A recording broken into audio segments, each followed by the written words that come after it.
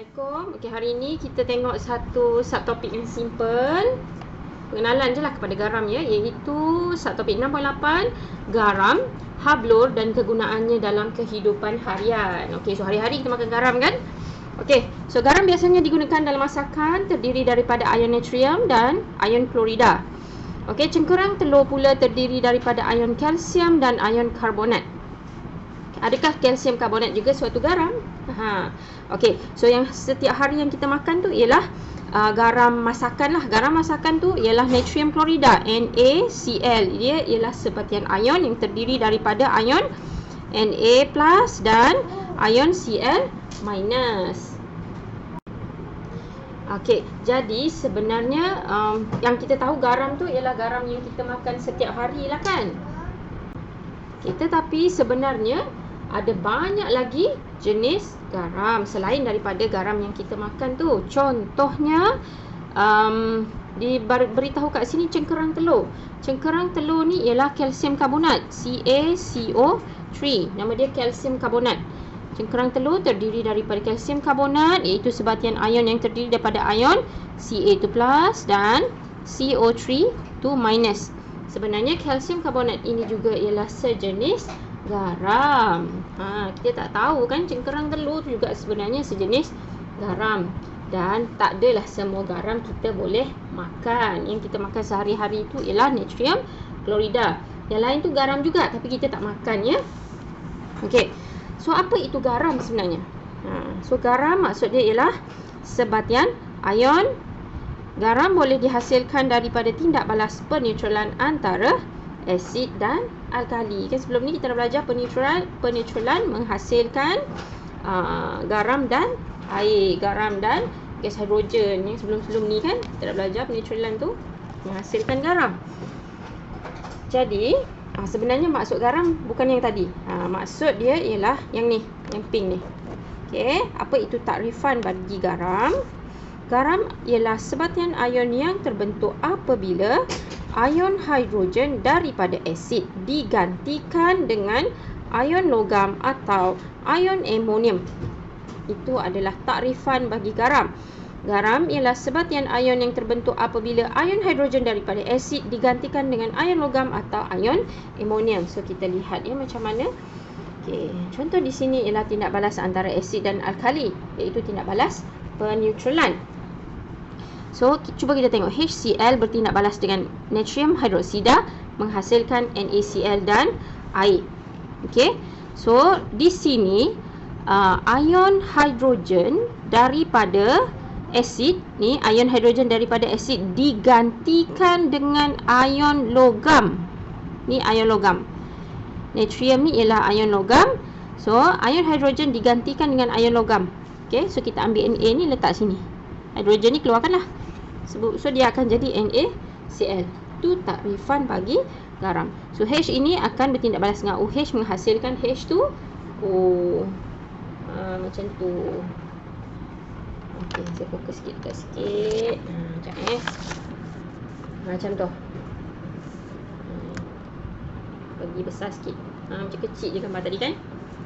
Okey, so begitulah. So adakah garam hanya boleh dihasilkan daripada tindak balas antara asid dan base sahaja? So kita tengok yang lain. Ini pula ialah tindak balas antara asid dengan logam reaktif. So HCl bertindak balas dengan zinc. Cuba tengok ni.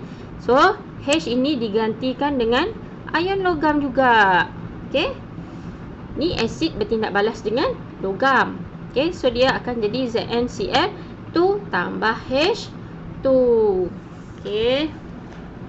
Boleh juga selain daripada tindak balas penetralan, tindak balas antara asid dengan logam juga boleh menghasilkan garam. Okey. Seterusnya ialah tindak balas antara asid dengan karbonat logam.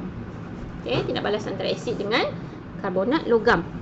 So HCl bertindak balas dengan kalsium karbonat.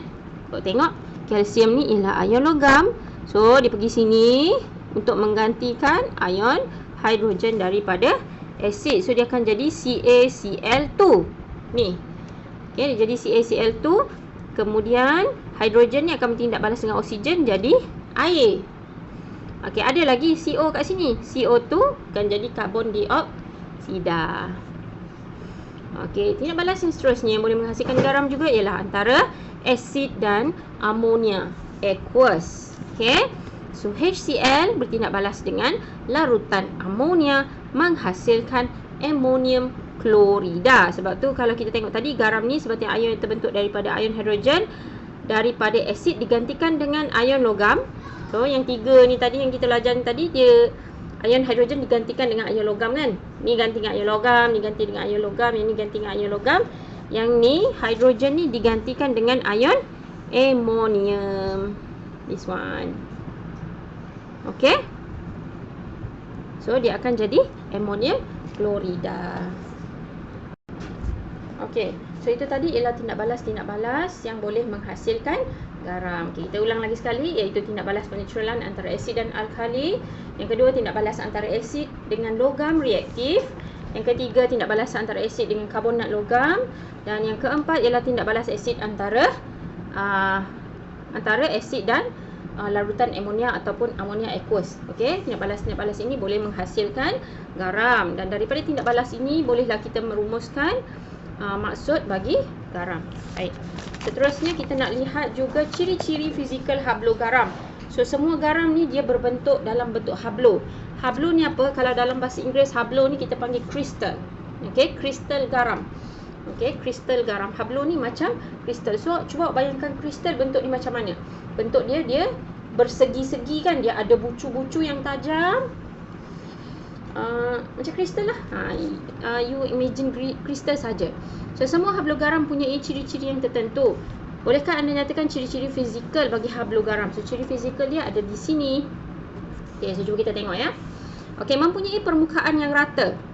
Dia mempunyai permukaan yang rata, sisi yang lurus dan bucu yang tajam. Macam saya cakap kristal tadi lah. Okay. Kemudian dia mempunyai sudut yang tetap di antara dua permukaan yang bersebelahan. Mempunyai bentuk geometri tertentu. Ada yang bentuk kubus, ada bentuk kuboid, ada bentuk rhombus, ada yang bentuk prisma. Yang bentuk bulat-bulat macam bola tu tak ada lah. Okey. Okey, hablo yang berlainan mempunyai bentuk geometri yang berbeza. So dia ada macam-macam bentuk, tapi bentuk dia geometri yang mempunyai permukaan yang rata, sisi yang lurus dan bucu yang tajam. Okey, hablo yang sama saiz, hablo yang sama tetapi saiz yang berbeza tetap mempunyai bentuk geometri yang sama. Okey. So itu adalah sifat fizik bagi garam. So rupa dia macam ni lah. Ini ialah garam, kalau warna biru ni ialah garam kuprum lah. Ini mungkin garam kuprum sulfat. Okey, hablo mempunyai ciri-ciri tertentu kerana zarah-zarah dalam hablo disusun secara padat dan teratur mengikut corak susunan yang tertentu. Maksudnya jenis yang sama, dia punya susunan dia samalah. Okey, sekejap ya.